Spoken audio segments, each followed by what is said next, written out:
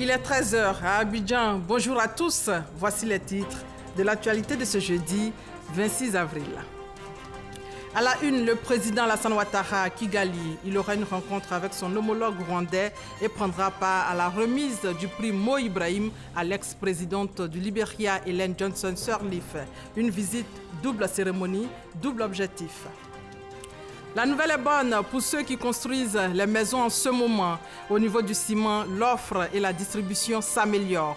Une hausse du prix du ciment, il faut le dire, a été évitée grâce aux autorités ivoiriennes.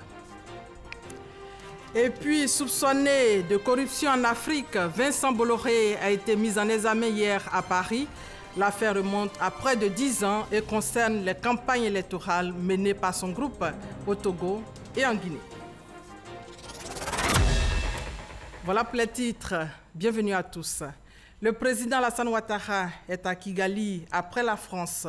Dans la capitale rwandaise, le chef de l'État va assister aujourd'hui à la remise du prix Mo Ibrahim à l'ancienne présidente du Libéria, Ellen Johnson Sirleaf. Le chef de l'État aura aussi une rencontre avec le président rwandais, Paul Kagame. C'est la troisième étape de la tournée du chef de l'État à l'extérieur. Son arrivée hier à Kigali avec Viviane Aimé.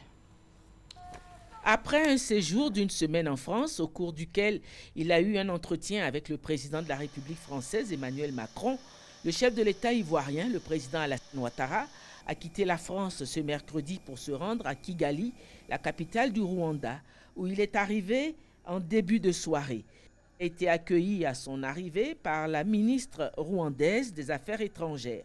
Le président de la République assistera à la remise du prix Mo Ibrahim pour le leadership d'excellence qui sera décerné ce vendredi 27 avril au cours d'une grande cérémonie à l'ancienne présidente du Libéria, Ellen Johnson Sirleaf, sur qui s'est porté le choix de la fondation Mo Ibrahim pour l'édition 2018 de son prix. L'ex-président du Libéria est distingué pour sa capacité à redresser son pays ravagé par des années de guerre civile. Le président de la République, Alassane Ouattara, sera aux côtés de plusieurs autres chefs d'État de la sous-région pour marquer leur solidarité à ce bel hommage qui sera rendu à l'ancienne présidente du Libéria. Le président de la République, Alassane Ouattara, n'a d'ailleurs pas manqué de relever les très bonnes relations qu'il a entretenues avec Ellen Johnson Sirleaf tout au long de sa présidence à la tête de son pays. Ellen Johnson Sirleaf a été une femme formidable à la tête du Libéria, notre voisin. Et je dois vous dire que je tenais à faire ce déplacement. Et pour le président Kagame et pour Ellen Johnson Sirleaf, la Côte d'Ivoire est en paix, le Libéria est en paix. Je pense que les décisions que nous avons prises ensemble ont contribué à renforcer la paix et la stabilité dans cette sous-région et également dans les deux pays. Donc je suis très heureux aussi de rencontrer mon ami Mo Ibrahim et le remercier pour ce prix qu'il a instauré. Au cours de son séjour, le président de la République s'entretiendra en outre avec son homologue du Rwanda, Paul Kagame, par ailleurs président en exercice de l'Union africaine. Je réitère toute mon amitié et toute l'admiration que j'ai pour le président Kagame, la transformation qu'il a faite de son pays et également toute la stabilité que nous avons ici dans cette sous-région. Il y a également le président en exercice de la conférence des chefs d'État de l'Union africaine. Donc ce sera une occasion d'avoir un tour d'horizon sur les questions relatives au continent et les questions internationales, parce que la Côte d'Ivoire est au Conseil de sécurité cette année, l'année prochaine, et nous avons besoin donc de prendre un peu ses conseils par rapport à sa vision sur quelle doit être la position de l'Afrique au Conseil de sécurité. Après l'aéroport, le président de la République s'est rendu à son lieu de résidence. L'attendait une délégation de la petite communauté d'Ivoiriens vivant au Rwanda venue lui souhaiter l'aquaba à l'Ivoirienne. Ce séjour du président de la République à Kigali est le dernier acte d'une tournée qui l'a conduit au préalable au Koweït, puis en France. Et voilà, le prix Mo Ibrahim sera décerné à l'ancienne présidente du Libéria, Ellen Johnson Sirleaf, demain. Et vous l'avez entendu, le chef de l'État, Alassane Ouattara, prendra part donc à la cérémonie demain vendredi à Kigali. Direction le Qatar, où se trouve en ce moment une délégation ivoirienne. La délégation est conduite par le ministre de la Promotion de la Jeunesse, de l'Emploi, des Jeunes et du Service civique. Il s'agit pour cette délégation de mieux comprendre les mécanismes et actions qui sont menés dans ce pays en faveur des jeunes. Envoyé spécial, Walter Amadou Ouattara. Doha, capitale du Qatar, est une ville de rêve qui accueille la délégation ivoirienne composée de Sidi Temoko Touré, son Excellence Vamoussa Touré et Dr Tompier Jean, respectivement ministre de la Promotion de la Jeunesse, de l'Emploi des Jeunes et du Service civique, ambassadeur de Côte d'Ivoire en Arabie Saoudite et conseiller technique au ministère plus haut cité. Cette délégation est venue s'imprégner de l'expérience qatarienne en matière d'encadrement, d'information et d'orientation des jeunes. Reçu d'abord au ministère du Développement administratif, du Travail et des Affaires sociales de ce pays par le premier responsable des lieux, son Excellence Dr Al-Jafali Al-Nouhami. Le ministre qatarien a partagé les actions menées dans son département. Il a expliqué le mode de fonctionnement du centre d'accueil et d'orientation des sans-emploi. 3 propositions sont faites aux postulants selon son profil jusqu'à ce qu'il décide de faire son choix. Ce centre est ouvert à tout demandeur d'emploi, quel que soit son niveau d'études. Seulement, il doit se faire enregistrer en ligne ou de façon physique. Après ces explications, cap est mis sur le ministère de la Culture et des Sports, où le ministre Salah bin Ghanem Al-Ali s'est félicité de la tenue de la présente mission avant un entretien tenu à huis clos où les deux ministres ont longtemps échangé dans l'esprit de ce voyage de travail. Cette journée de labeur du ministre Sidi Touré s'est achevée dans les locaux d'un centre hospitalier dédié aux sportifs. Une visite guidée, puis des contacts ont été tissés pour son collègue chargé des sports du gouvernement ivoirien. Mais avant, la délégation ivoirienne a fait escale au fond du Qatar pour le développement. Ici, Misfer Ahmad Al-Shawani, directeur exécutif des projets de développement, a présenté les missions de cette structure et s'est prêté aux questions de ses hôtes. Ce fonds vise le développement économique à travers les aides adaptées pour l'autonomisation des populations, entre autres par la promotion de l'éducation, des soins de santé, des services sociaux, des infrastructures. Le Fonds du Qatar est aussi engagé dans des partenariats internationaux. En ce qui concerne la Côte d'Ivoire, le directeur des projets a annoncé sa motivation de faire de nouvelles actions inclusives en faveur des jeunes et des femmes. L'accord bilatéral entre la Côte d'Ivoire et le Qatar. Dans ce cadre, nous avons discuté comment accompagner le ministère de la Promotion de la Jeunesse, de l'Emploi des Jeunes et du Service civique pour la mise en œuvre des projets de développement touchant les secteurs de l'éducation, de l'entrepreneuriat pour les jeunes de Côte d'Ivoire. Dans l'ensemble, le ministre Sidi Temoko Touré dit avoir fait une mission fructueuse au Qatar. La fondation qatari qui s'engage auprès de nous à l'effet de pouvoir nous accompagner dans le financement de la réhabilitation des institutions socio-éducatives. Nous sortons très satisfaits de cette visite parce que ceci est la démonstration de la qualité, la bonne qualité des relations bilatérales entre le Qatar et la Côte d'Ivoire. Avec une superficie d'environ 11 000 km² et une population estimée à un peu plus de 2 millions d'habitants, le Qatar est un État du Golfe Persique. Son économie est l'une des plus dynamiques au monde. La coopération décentralisée et renforcée entre le Japon et la Côte d'Ivoire. En fait, le district autonome d'Abidjan a reçu ici même une délégation de la ville de Yokoyama au Japon. La délégation est en Côte d'Ivoire pour 5 jours. C'est une rencontre qui a permis aux deux parties de concrétiser leurs échanges et coopérations. Olivier Iriebi et Herman Guivé. La Côte d'Ivoire et le Japon s'engagent à renforcer la coopération décentralisée. Après la signature de proclamation d'échange et de coopération entre le district d'Abidjan et la deuxième ville japonaise Yokohama, une délégation d'experts et de techniciens japonais a été reçue par le ministre-gouverneur Robert Begremambe. La mission terre ivoirienne vient concrétiser les échanges entre les deux entités. Le district d'Abidjan et la ville de Yokohama s'engagent ainsi à partager leurs expériences dans divers domaines, notamment dans les secteurs de l'environnement, de l'éducation, du transport urbain et la promotion des échanges culturels. Pour le gouverneur du district d'Abidjan, cette coopération va permettre à la Côte d'Ivoire de se doter d'infrastructures modernes. Et cette coopération s'inscrira dans 4 volets essentiels. Le premier volet, la gestion des ordures ménagères. Le deuxième volet, c'est la gestion du trafic. Le troisième volet, l'adduction d'eau en Abidjan. Il y a un quatrième volet qui est celui de la coopération entre les écoles primaires afin d'amener les jeunes à se connaître. Nous sommes en train de faire des évaluations. Et nous n'avons pas fini de discuter avec les financiers. Ce sera un partenariat. Et nous apportons nos compétences, ils apportent le financement, on gère ensemble. Le chef de la délégation japonaise a pour sa part exprimé la disponibilité de sa commune à accompagner la Côte d'Ivoire dans ses différents chantiers. Comme la ville grandit, il y a toujours des problèmes urbains à résoudre. Nous sommes sûrs que nous pouvons partager avec vous notre savoir-faire.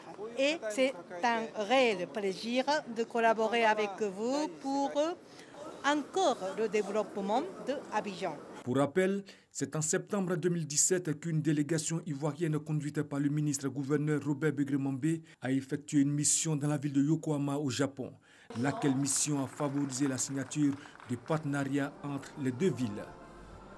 La Côte d'Ivoire au Salon international de l'agriculture au Maroc. Il y a 67 pays qui participent à ce salon. C'est un rendez-vous du donner et du recevoir. C'est un salon qui s'intéresse à la logistique et son rôle dans la dynamisation du marché agricole. Notre envoyé spécial au Maroc est Noël Niayo. Notre terre, notre richesse, vérité démontrée par le Maroc depuis 13 ans, qu'il prend rendez-vous avec les agriculteurs d'Afrique et du reste du monde. Mais vérité aussi pour bon nombre de pays d'Afrique au sud du Sahara, présents à ce salon de Meknes. La raison, l'agriculture pèse pour la quasi-totalité de ces pays plus de 30% de leur produit intérieur brut. Comment rendre visibles les composants de cette agriculture? Les améliorer au contact des autres par les rencontres, les échanges d'expériences de toutes sortes et de toute nature. La Côte d'Ivoire, pays à vocation agricole, est venue avec ses références, le cacao, l'anacarde, la nouvelle coqueluche, ses produits du terroir, une vitrine de présentation de sa politique de transformation des produits agricoles. Mais à Meknes, la cible 2018 de la Côte d'Ivoire, c'est surtout la conquête des professionnels du café et des consommateurs de ce produit avec une gamme de produits régionaux tracée. En même temps que nous essayons d'intensifier la production du café, nous essayons donc de relancer le potentiel des importations du café à l'étranger, notamment dans les pays comme le Maroc et d'autres pays. Je puis vous dire que les Marocains apprécient fortement le Robusta de Côte d'Ivoire. Et la preuve, c'est que par jour, nous ne servons pas moins de 60 litres de café aux visiteurs qui viennent nous rendre visite sur notre stand. Et il faut aussi savoir que la spécificité du café ivoirien, c'est que ces terroirs ont pu être identifiés avec des saveurs spécifiques. Nous avons par exemple dans la région de l'Antilope, nous avons le terroir de la Nawa, de l'Indénié, du Bélier, du Tonkui et surtout du Sanwi. Donc tous ces 7 terroirs-là ont des spécificités qui peuvent intéresser des opérateurs dans le café au Maroc. Comme la Côte d'Ivoire, le Gabon a fait le déplacement de Meknes. Dénominateur commun de ces deux pays, rendre visible le potentiel gabonais, mais surtout hisser l'agriculture gabonaise à un niveau appréciable avec les expériences des autres. Le Gabon s'est résolument engagé vers la transformation de son agriculture. C'est une exigence aujourd'hui. Nous avons un grand programme, je veux dire, le programme Graines que le Gabon a lancé. C'est un peu le plan Marshall dans le secteur agricole. Ce programme aujourd'hui connaît une réussite et nous voulons faire partager ce programme-là à tous les participants du Salon international de l'agriculture parce que nous pensons que l'agriculture peut être le nouveau pétrole du Gabon. Voilà qui prouve bien que notre terre, notre richesse à Meknes va devenir le nouveau pétrole du Gabon en Côte d'Ivoire. C'est la palissade parce que c'est connu et admis de tous que le succès de ce pays repose sur l'agriculture. Et on en vient au deuxième titre de ce 13h. Il concerne le ciment. L'offre et la distribution s'améliorent ici en Côte d'Ivoire. Début janvier, une hausse du prix du ciment a été évitée de justesse grâce à l'intervention des autorités ivoiriennes. La demande en ciment est de plus en plus importante. Alors, comment les cimentiers s'organisent-ils pour ne pas augmenter le prix du ciment? Comment fabrique-t-on le ciment? On part directement dans les usines avec nos reporters Didier Nguessan et Christelle Menant pour mieux comprendre toutes ces préoccupations. Regardez maintenant. Inauguration d'un broyeur de ciment ce matin. Industriels et gouvernants s'en félicitent. La pénurie de ciment en Côte d'Ivoire, bientôt un mauvais souvenir. 15 milliards de francs CFA investis pour un rendement de 135 tonnes à l'heure.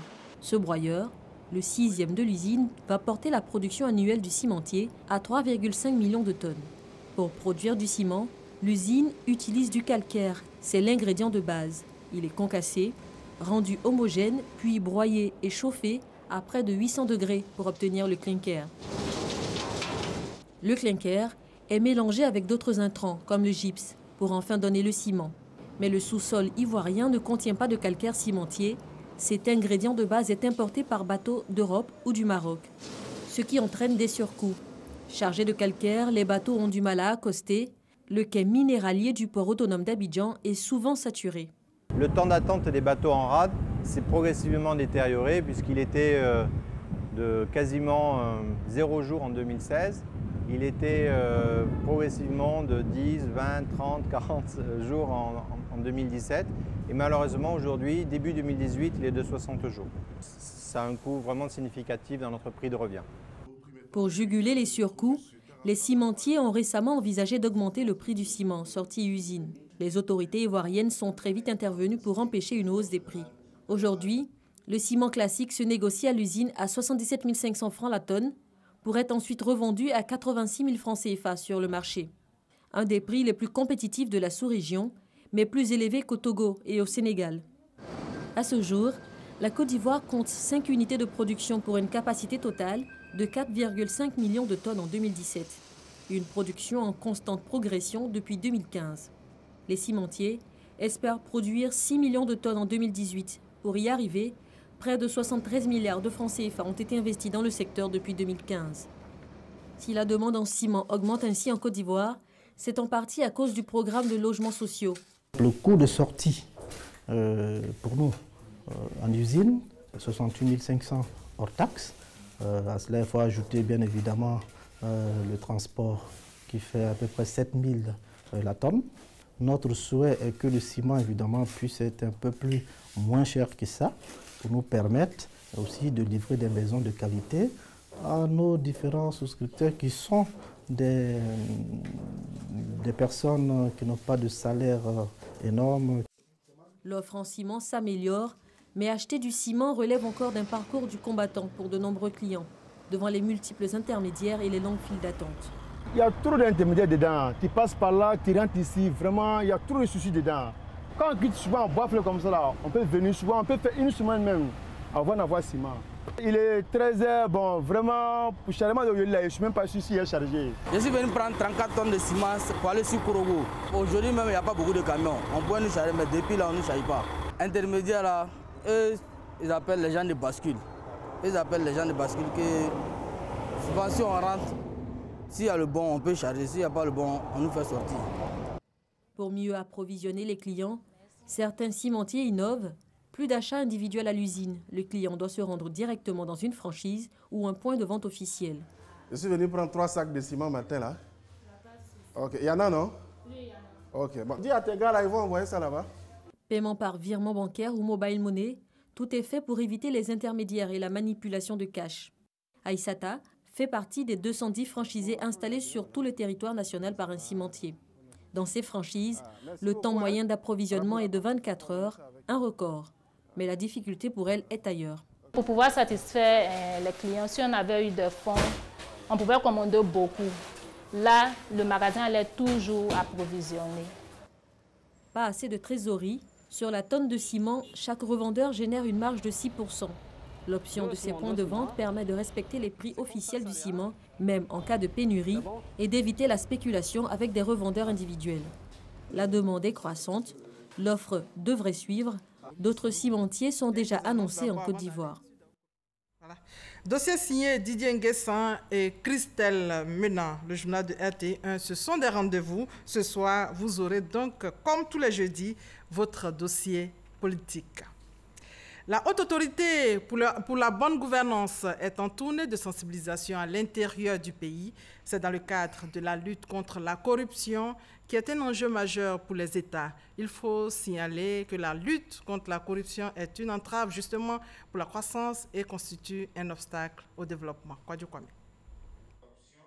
Face au corps préfectoral et aux élus des régions de l'Ifou, du Nzi et du Moronou, l'occasion était tout indiquée pour faire le point et partager avec les participants la situation actuelle de la gouvernance et de la corruption en Côte d'Ivoire, de décliner les orientations stratégiques adoptées par la Haute Autorité pour la bonne gouvernance dans sa mission de prévention et de lutte contre ce fléau. Notre pays est passé de 53 points sur 100 en 2016 à 54,2 sur 100 en 2017. Notre pays est passé de 136e place en 2013 à la 103e place en 2017, soit un gain de 33 places. Tous les indicateurs d'appréciation de la gouvernance retenus par le Millennium Challenge Corporation, MCC, sont passés du rouge au vert au cours de la période 2011-2016. La lutte contre la corruption et des infractions assimilées est un enjeu majeur pour les États modernes et modèles. Un état de fait qui entrave la croissance, réduit la productivité et ralentit l'investissement. Un obstacle donc au développement. Faire en sorte que ceux qui nous regardent, les populations, puissent savoir que ceux qui les dirigent ont des valeurs. Ceux qui s'adonnent à ce genre de pratiques, la corruption, il faut avoir le courage de les punir de manière exemplaire. Le comité local de lutte contre la corruption a été installé, présidé par le préfet de Daoukro. Après le corps préfectoral et les élus, la population a à son tour été sensibilisée. Nous nous engageons ce matin à lutter contre cette corruption afin de faire avancer notre pays. C'est l'ordonnance numéro 2013-661 du 20 septembre 2013 qui fixe les attributions, la composition, l'organisation et le fonctionnement de la Haute Autorité pour la bonne gouvernance. Elle s'articule autour de 4 piliers essentiels: la transparence, la responsabilité, la sensibilisation et la répression. Dans quelques heures, l'ouverture du Salon international du tourisme d'Abidjan. Le CITA, cette année, c'est 70 000 visiteurs issus de plus de 20 pays. Avant le démarrage de l'événement, le ministre du Tourisme, Siandou Fofana, est allé visiter le site devant accueillir les participants afin de s'imprégner de l'état d'avancement des travaux, nous dit Patricia Oumouetia. 10 000 mètres carrés d'espace d'exposition, 70 000 visiteurs attendus et 200 exposants. Une visite de terrain effectuée par le ministre du Tourisme et le directeur général de Côte d'Ivoire Tourisme à moins d'un jour de l'ouverture officielle du Salon international du tourisme d'Abidjan. Les travaux d'aménagement et d'embellissement du site ont été réalisés par plus de 100 techniciens. Débuté depuis 3 mois, le chantier est pratiquement prêt à être livré. On a déployé 2 chapiteaux de 4200 m² et un chapiteau de 1000 m² de 600 m² et un chapiteau de 450 m², plus des gardens. La nouvelle, cette année, par derrière, on a un autre chapiteau de 1500 m², ce qui n'a pas été fait l'année passée. Quelques exposants sont également présents pour suivre les préparatifs de leur stand, à l'instar d'Alphonse, venu de la région du Poro. Nous sommes venus exposer au CITA. Nous avons déjà pris nos stands, c'est le stand 76. Nous allons venir montrer la puissance de l'agriculture et du tourisme qui revêt la région de Poro. Une visite technique appréciée par le ministre après avoir fait le tour du propriétaire. Nous sommes satisfaits de ce que nous voyons et que par conséquent nous pouvons affirmer sans risque de nous tromper que les Ivoiriens auront droit à un salon en grandeur nature qui fait la fierté de la Côte d'Ivoire et qui, de notre point de vue, dénote de l'état d'esprit du gouvernement et partant des entités telles que Côte d'Ivoire Tourisme qui officie en qualité de commissariat avec à sa tête le directeur général. De mon point de vue, ce travail est un travail excellent. Pour cette 8e édition du Salon international du tourisme d'Abidjan, Plusieurs innovations sont attendues avec les nouvelles technologies au service du tourisme. Un mot de santé. Vous le savez, le sida continue de faire des victimes. Mais l'autre problème qui ronge le plus souvent les malades, c'est comment avoir accès facilement aux antirétroviraux. Pour trouver une solution à cette préoccupation, le Conseil consultatif de l'Observatoire régional communautaire sur le traitement en Afrique réfléchit sur le sujet ici même à Abidjan. Le reportage de Franck Quadio. Les Nations Unies, à travers l'OMS, l'Organisation mondiale de la santé, se sont engagées à éliminer le VIH d'ici à 2030, mais l'atteinte de cet objectif est liée au respect de certains engagements. Pour 2020, il faudra arriver à enrôler, en termes de dépistage, 90% des personnes vivant avec le VIH et d'assurer pour 90% des personnes vivant avec le VIH le traitement. Et enfin, de faire en sorte que pour 90% de personnes traitées, que la charge virale soit supprimée. Réunis à Abidjan pendant 2 jours, le Conseil consultatif régional de l'Observatoire régional communautaire sur le traitement en Afrique de l'Ouest est venu réfléchir pour développer un plan de plaidoyer afin de faciliter l'accès au traitement pour les personnes vivant avec le VIH. Nous avons démarré les activités de l'Observatoire régional il y a bientôt 6 mois de façon effective et nous avons commencé par collecter et analyser des données. Alors les données que nous avons collectées sont présentées au Conseil consultatif régional et à travers cette activité, cette réunion, nous allons revoir les données pour les faire parler. Pour l'UNICEF, l'accès au traitement pour les personnes vivant avec le VIH est essentiel. C'est pourquoi elle apporte un soutien important à l'Observatoire régional communautaire sur le traitement en Afrique de l'Ouest dans l'élaboration de sa stratégie de plaidoyer. Pour l'UNICEF, on s'intéresse beaucoup à la problématique des femmes enceintes vivant avec le VIH, aux enfants. On s'intéresse particulièrement aux adolescents parce qu'on sait que c'est le groupe qui a sa mortalité liée au sida qui est en hausse. À l'issue de cette rencontre, les membres du Conseil consultatif régional sont parvenus à élaborer leur plan de plaidoyer sur l'année 2018-2019. Il sera mis en œuvre pour apporter une réponse concrète aux préoccupations des personnes vivant avec le VIH. Hors de nos frontières et en bref, 3 personnes, dont un chef traditionnel, ont été tuées mardi soir par balle à Niafo, c'est dans le nord du Burkina Faso. L'attaque s'est produite aux environs de 19h, alors que les fidèles musulmans revenaient de la mosquée, lieu de prière. Des individus armés ont ouvert donc le feu, tuant ainsi 3 personnes. L'homme d'affaires français Vincent Bolloré a été inculpé hier soir à Paris pour corruption d'agents étrangers, complicité d'abus de confiance et faux et usage de faux dans l'enquête sur l'obtention par son groupe de concessions portuaires en Guinée et au Togo. Le point avec Alexis Ouedraogo. Le milliardaire de 66 ans, encore aux commandes du groupe Bolloré, est depuis mardi dans les locaux de la police anticorruption. 2 cadres du groupe sont également entendus à Nanterre, le responsable du pôle international de Havas, Jean-Philippe Dorin, et le directeur général du groupe Bolloré, Gilles Alix. Francis Pérez, président-directeur du groupe EFACO, société spécialisée dans l'hôtellerie et dans les jeux, très implantée en Afrique, est également en garde à vue. C'est d'ailleurs en enquêtant sur ce dernier qui entretient des relations étroites avec Jean-Philippe Dorin que la justice française a resserré ses investigations sur les activités africaines de Vincent Bolloré. Les juges d'instruction Serge Tourner et Aude Buressi tentent de déterminer si le groupe Bolloré a utilisé les activités de conseil politique de sa filiale Havas pour obtenir la gestion des ports de Lomé au Togo, de Conakry en Guinée. Selon le journal français Le Monde, les magistrats soupçonnent Havas d'avoir sous-facturé ses services afin que le groupe décroche ses 2 contrats via sa filiale Bolloré Africa Logistique, anciennement appelée SDV. Dans un communiqué transmis mardi, le groupe a formellement démenti avoir commis des irrégularités en Afrique, où il gère notamment 16 terminaux portuaires. Le groupe est présent dans pas moins de 46 pays africains. SDV avait obtenu la gestion du port de Conakry quelques mois après l'élection de Alpha Condé et remporté la concession de Lomé peu avant la réélection en 2010 de Fort Yacine Bey.